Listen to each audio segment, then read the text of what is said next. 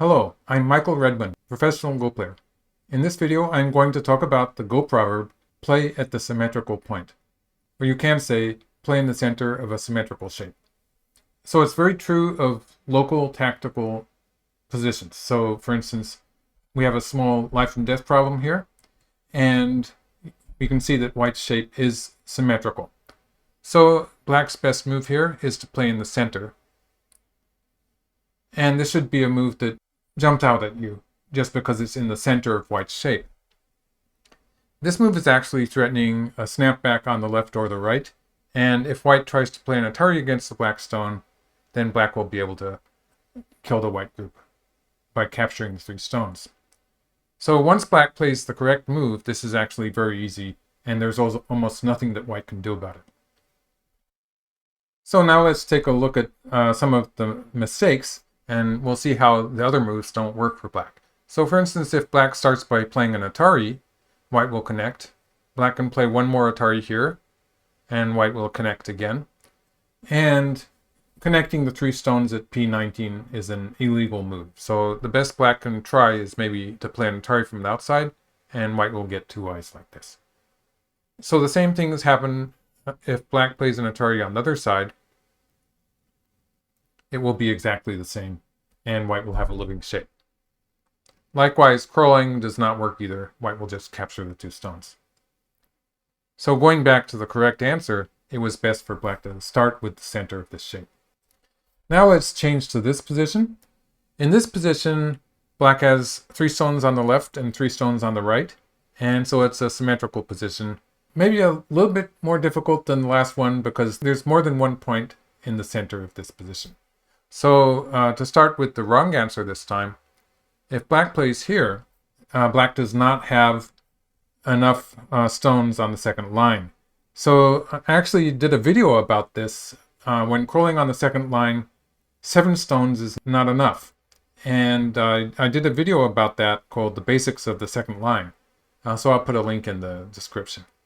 In this case, white can actually kill it by playing a hane from the outside and another hane from the outside, and finally taking the key point in the center. So it turns out that 019 was the true key point. Let's go back to the beginning. And black's correct first move is to play this move in the center of the symmetrical position. And now black has 2 eyes. So black is going to have 1 eye here and 1 eye here. So just to play it out, white can play here. Black will answer at 018. White can try to make it smaller, but black does have the minimal living shape. So that's another example of the symmetrical shape in a local position. So this one is a bit more fun. There's actually 3 or 4 points in the center of this symmetrical position, but only one of them is going to work for black.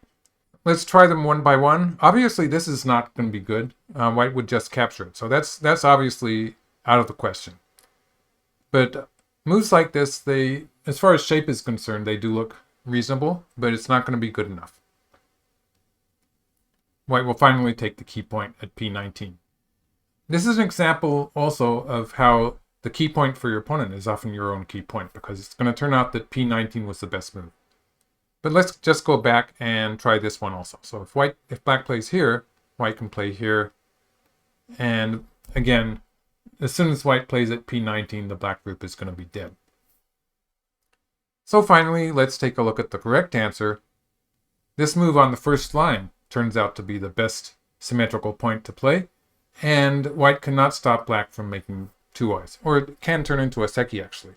So first of all, if white plays to reduce black's space, black can form 2 eyes with this sequence and has 2 eyes like this. Otherwise, if white sort of jumps into black's space, which would be this move, black can surround that white stone, and it does turn into a seki. So this shape would be a seki, again, a living shape. So that demonstrates how this idea of playing in the symmetrical point, or in the center of a symmetrical position, does show up a lot in local positions, and it should happen in real games also. And at the very least, it will be kind of a trick to solve life and death problems, because with a life and death problem, quite often the creator is make the problem to demonstrate this Go proverb. So quite often the move in the center will be correct. Now let's take a look at it in a full board position. In full board positions, also you can look at a side, for instance, the right side here, and say that you want to play a move in the center of a symmetrical position. So this kind of move, it's a popular opening actually, the Sannensei. Or when you're invading your opponent's side, it is a common idea to play in the center here. So moves like this are just ideas that you can have. They're not necessarily the moves that everyone will play. We have superhuman computer programs that don't necessarily like these moves. They like to invade the 3-3 points.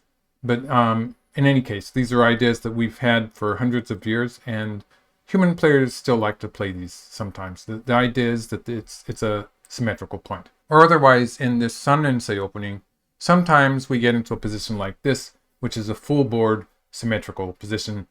And again, it's a very popular move to play in the center of the board. So this is another example of how a symmetrical move like this is very popular. Again, we do have superhuman computer programs that like to invade the 3-3 point. So I can imagine a computer program saying that you should play at C17 in a position like this. Nonetheless, there's a number of strong players, professional players, who have played this opening with black. So that was my example of playing in the symmetrical point. I think I showed that it applies most to local and relatively small positions, but it also is true of full board positions to a certain degree. So it's definitely a Go proverb that's worth remembering in your actual games. Thank you for watching, and sign up to my channel for more videos like this. Thank you.